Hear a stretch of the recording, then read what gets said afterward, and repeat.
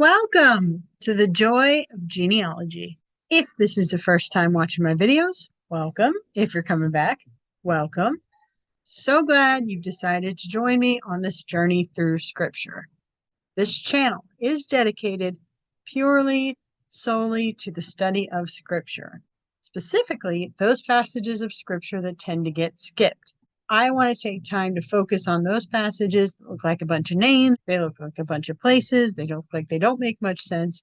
My goal is to slow down, take a look at those passages, see if I can make sense of them, and maybe learn something along the way. If this is your first time watching my videos, I highly recommend, as always, that you start from the beginning. This is meant to be a series. However, if this is your first video, by all means, I hope you learn something here.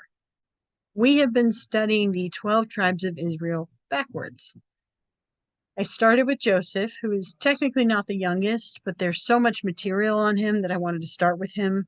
And then we went through Benjamin, and now we're talking about Zebulun. I always pronounce it Zebulun, but apparently my audio Bible thinks it's Zebulun, which sounds a lot more, I don't know if the word is accurate, but it sounds a lot more official than the way that I was saying it. So I might toggle between the two, but the audio Bible says Zebulun, the sixth son of Leah. As we talked about last time, there is not a whole lot on Zebulun the person. Well, spoiler alert for video B, there is not a lot about Zebulun the genealogy. I was a little bit surprised by this, but I wanted to go ahead and share with you Zebulun Part B and some of the things that I learned recently. There's not a whole lot here, so this is going to be a pretty short video, but I did learn a couple things, and I'm excited to show those to you. When you do a cursory glance of Zebulun, a couple things stand out. 44 references in solely the Old Testament. Now, we talked about the birth in Genesis 30. There's a list in Genesis 35 and a genealogy that we're going to cover. But the first thing that stood out to me was there's no mention of him in the New Testament, and I will go over why in just a moment. In terms of the actual genealogy, that is found in Genesis 46.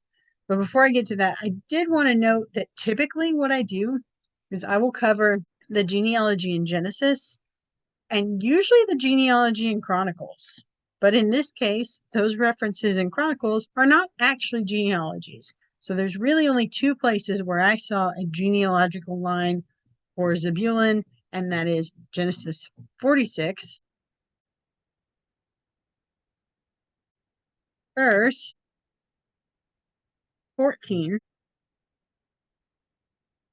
And the sons of Zebulun, Sered, Elon, and Jaleel. The genealogy in Genesis 46 is one verse long. There's one other genealogy for Zebulun, and that is in Numbers chapter 26, verse 26. Of the sons of Zebulun, after their families, of Sered, the family of the Sardites, which are in capitals because it is a people group, of Elon, the family of the Elonites, and of Jaleel, the family of the Jaleelites, which is really hard to say. That's it. That's all you get for the genealogical line of Zebulun. Trust me, I looked. There are two other things that I want to note about him, though. One of them is found in the book of Judges, chapter 12, verse 11 through 12. And after him, the previous judge, Elon, Zebulunite, judged Israel, and he judged Israel 10 years. And Elon, the Zebulunite, died and was buried Aijalon in the country of Zebulun. That's the only thing that we know about this particular judge of Israel. Now, I do plan on doing a more in-depth dive on the 12 tribes. That'll be video C. It takes a lot of effort to try to compile those, but what I'm hoping to do is to compile passages like this and parcel them out based on their tribe and try to make it into a more visually appealing format for people like me who are visual learners, and try to kind of put the scripture all together, distinguishing them by tribes. So I will cover this a little bit at a later date, hopefully, but just because there's not a lot of content about a person in the Bible doesn't mean that they're not important. Elon was a Zebulunite. He judged Israel for 10 years, and he is one of, I believe, 12 judges in the book of Judges. The other thing to note is that he was buried in Ajalon in the country of Zebulun. So a lot of these 44 references here are to the country of Zebulun.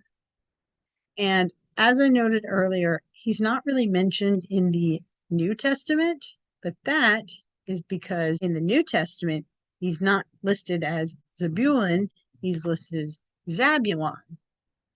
And Zabulon, of the 3 references in the New Testament, one is to the borders of Zebulun, and Zebulun and Naphtali are usually mentioned kind of hand in hand.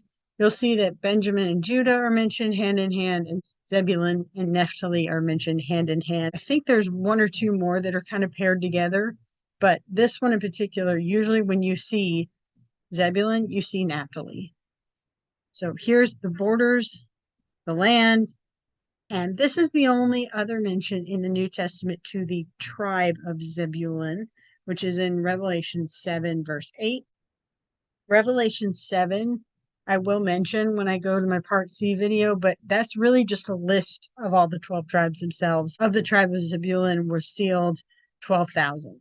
And Joseph were sealed 12,000. Benjamin were sealed 12,000. It reads kind of like that. It's pretty repetitive. But that, in the New Testament, is a reference to Zebulun, and it's 3 references, 2 of which are places, 1 of which is to the tribe. The actual person is not referenced. His genealogy is not referenced, and that means he is mentioned in the Bible a total of 47 times, with a genealogy that consists of 3 people. That's all I got for Zebulun. We will continue our trek backwards through the 12 tribes. I will see you in the next video. Thanks.